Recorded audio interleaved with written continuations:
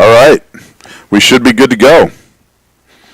Without the producer tonight, I'm Jim Faja Grant. This is Play Harder Radio. No fancy introduction. Just Dan and I right now shooting the shit about life in these United States. Maybe a little sports. Certainly these days you can't hardly get away from talking about any politics. So welcome everybody. Missed you guys. Hope we can catch up tonight a little bit. Dan, how you doing? Good, buddy. Like always. Right on. And you are looking good. Fit. I'm trying, man. I'm trying. I'm telling you what. Gone for a week. I'm 8 days of not working out. I was at my son's wedding up in Maryland, as you know, last week. And we didn't do the show last week. I forgot to let Beardo know that we weren't doing it. He's like, "You going on?" And so I haven't talked to him since then, but I apologize for not making that known last week. But we're back now. Had a great week up there in Maryland with him. Yeah, sounded great. Oh, it could not have gone better. It could not have gone better.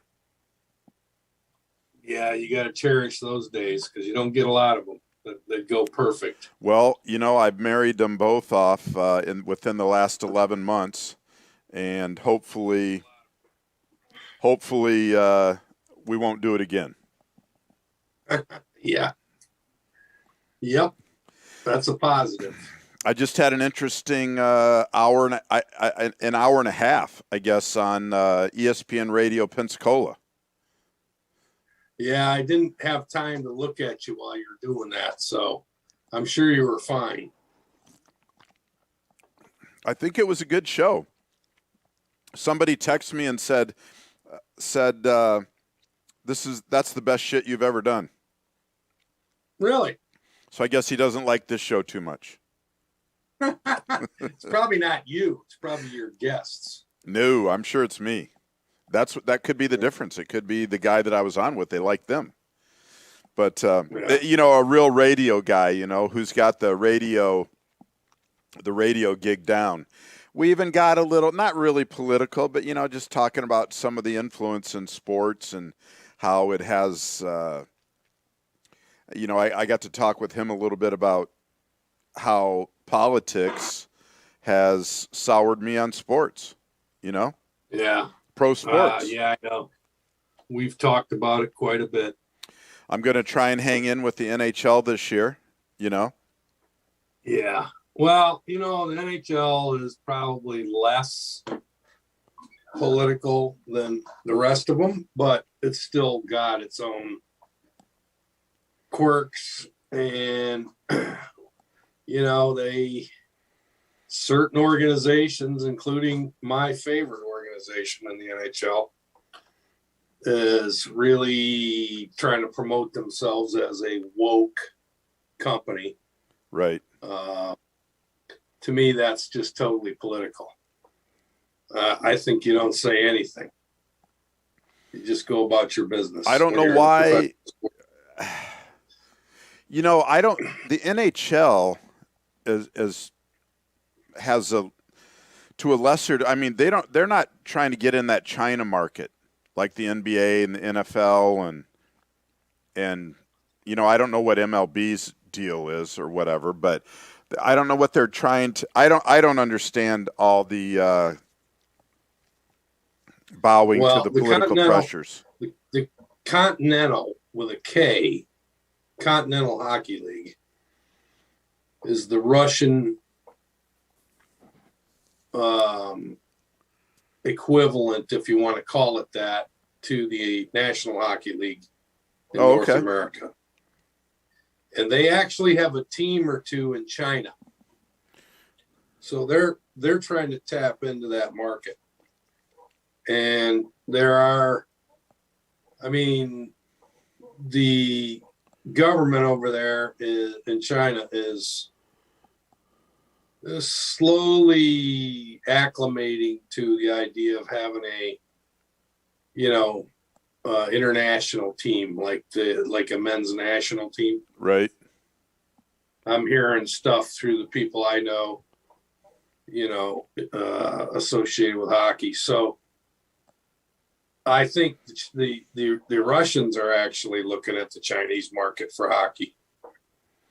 That's and I don't know. I guess I shouldn't be surprised. Well, I mean, you talk about economics of the whole thing. Russia's way closer, right? I mean, how do you put a team in the National Hockey League that's based in Beijing? How do you make that work when the schedule's 82 games? Well, I guess it's just merchandise. I guess for the NBA, it's merchandising is huge over there because basketball is a sport, and they had Yao Ming. So, well, I don't know. Maybe you'll see the NHL try to play some games over there just to promote it. But we'll see. That would just they've expanded so often that now they're up to 32 teams, and all of the divisions are the same. They're equal. 4 divisions of 8. That's pretty good. What did they cut it back to a few years ago? 28? I don't know. They didn't cut anything back. Are you sure? I guess it would be hard to cut franchises. There's been franchise movements, right? Not so recently, but there has been. I mean, Winnipeg,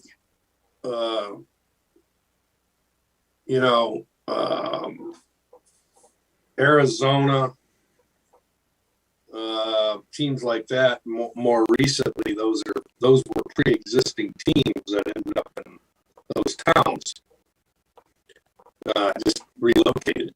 Where did Atlanta go? Atlanta went to Calgary. Yeah, I knew it was the Flames, but it just didn't seem right to me. I mean, so at one point Calgary didn't have a team? Right. Well, they had a team. They've had a team. Well, I got that wrong. Sorry. The Atlanta Thrashers are now Thrashers. The Winnipeg Jets. Okay. All right. The Calgary Flames were the Atlanta Flames. So there was two different scenarios where NHL teams were established in Atlanta, and they both relocated subsequently, decades apart. Right. Okay, I remember now. Where did the wasn't the original Colorado team the Rockies? That was a expansion team, and the current team is the Avalanche from the Nordiques. Yeah, they came from Quebec. Where did the Rockies go? The Rockies, let's see here.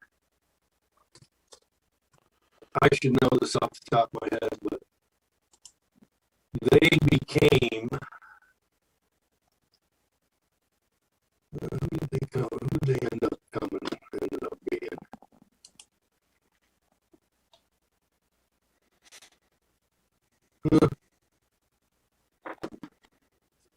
New Jersey. Oh, the Devils. Yeah. Let me see here if this is interesting. Interesting.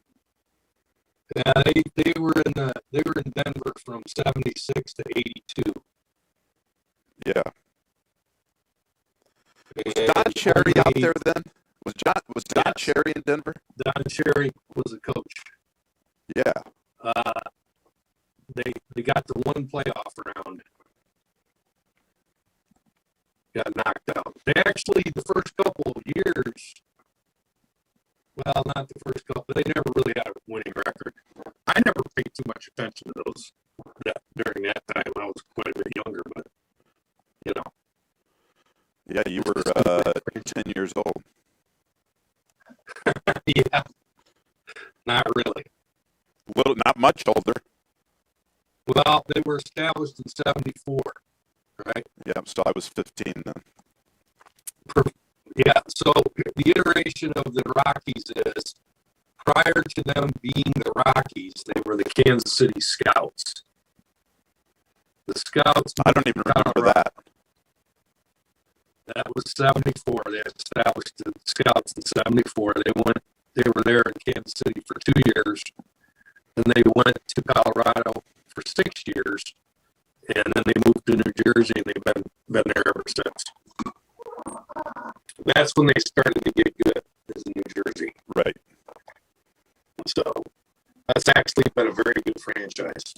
Great franchise. Had a great goalie. Yeah, for a long time. 2 or 3 cups. They got some history already.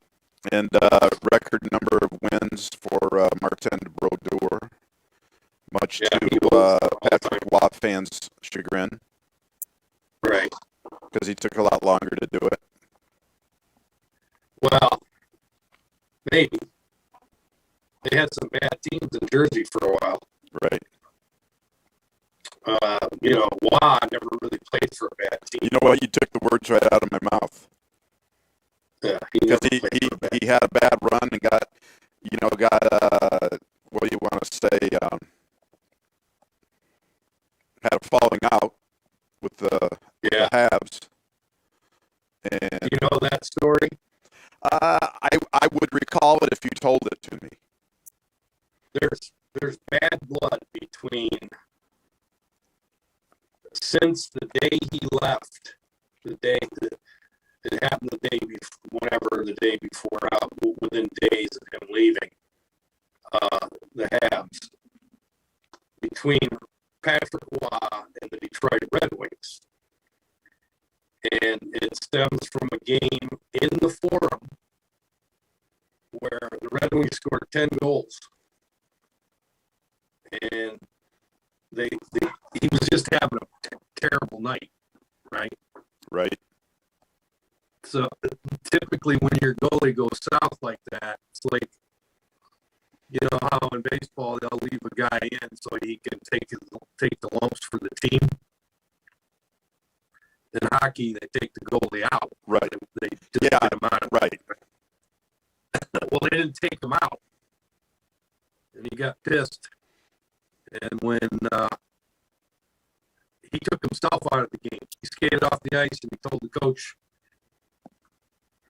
when he got on the bench and walked down the corridor to the room, "This is my last game. I'm never going to play here again." Was that appropriate? And then he got traded. Was that appropriate? Probably not, but he's if you know, you obviously know something about him. He's got a pretty fiery personality. Yep, he does. And then subsequently he goes to Colorado, which was in the middle or the beginning of a huge rivalry with Detroit. With the Red Wings. The same team that put 10 on him that night that he quit the Habs. So that just carried over. So, yeah. I mean, there's so many stories. I don't know if you saw what I posted about Mike Bossy, but it's probably a name the audience doesn't know too well, but Mike Bossy was one of the most gifted goal scorers ever to play in the league. And he only played 10 years in the NHL. And had to quit because of his back. He had some kind of a knee issue, lower leg issue that, throughout his career that put him into an imbalanced scenario with his structure, his skeletal structure. He ended up having a back issue because of it. He was not, stable. I didn't know that. And once the back went, that's it. You're done playing hockey. Sure. You can't. That's the whole deal. But he wrote in 2017. He turned 60, and he wrote a letter to his teenage self, which is awesome. You got to read it. from the future. As a 60-year-old, he wrote to himself when he was a teenager. Right. And just the other day, it was announced that he's been diagnosed with lung cancer. I think he's 64 now, ish, in that range. But, you know, in the game, during the time that he played, smoking was normal for professional hockey players. Right. In the locker room, in between periods, before, I mean, they smoked. It wasn't anything like it is today. Right. Baseball, And same way. Just the culture was different. Right. Know? And he's now dealing with all those years of being a heavy smoker. And he's not that old. He's 64. So, you know, I'm hoping for the best because he's a good guy. But there's always a story behind the player, you know, in every sport. But it just seems like these hockey guys got a lot of stories. Interesting stories. Yeah, I mean, whenever you get a chance to talk to a professional athlete, it's you know, that's been around for any period of time, they've got great stories. Oh yeah, one of the most interesting days I ever had was golf outing with the Cleveland Indians charities group years ago. And it's a fundraising thing, you know, they do a silent auction and it's an all day affair. So the deal is, you know, it's a scramble, 4-man scramble. And every group was supposed to have a former major leaguer, you know, an alumni, MLB Alumni Association, supposed to have one guy in the group. Well, I lucked out that day. I ended up with Brooks Robinson. Wow. And, you know, those scrambles are 6-7 hours. Can be. Yeah, and I was in the same cart with him the whole time. So it was pretty cool because he's a super nice guy. And started his career when he was, you know, he signed his major league contract one day after he graduated from high school in Arkansas. Wow, I didn't know he was from Arkansas. Yeah, he played 1 year, short season in York, PA, and then the next year he made the major league club member. You know, that was it. Never went back. But we got bad audio for some reason. I gotta see what I can do here. Going out? Yeah, everybody's saying we're both. You and you sound fine talking to me, but people are saying, and I turned my phone up a little bit for a second and could tell it was bad when you were speaking, but they say we both sound bad, and I don't know what I can do about it. Huh.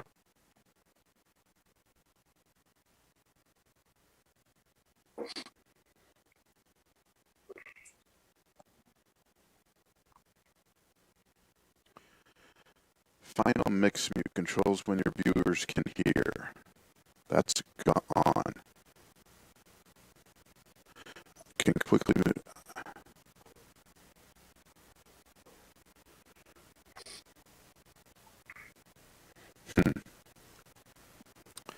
I guess, can somebody, is it just,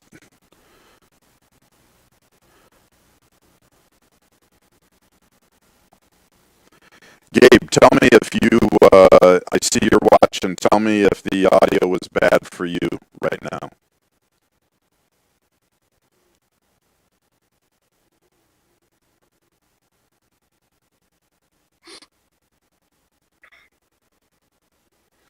See if I get a reply to that.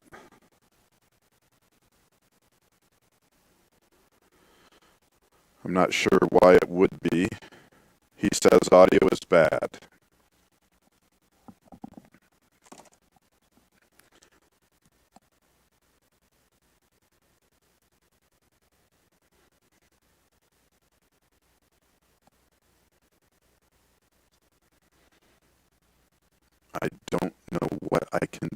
other than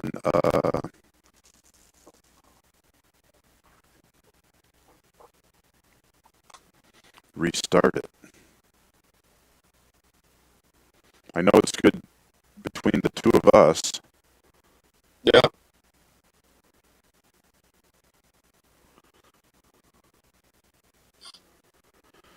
No producer tonight, so I'm kind of at a loss. Yeah. It's good to have a producer. Let's see here. I guess if you'll hang tight, I'll try restarting it and see what that does. Yeah. And we'll go from there. You want me to close out of this and No, start over? I think you can stay right there. I'm All going to leave this up. I'm just going to restart the stream and see if that helps.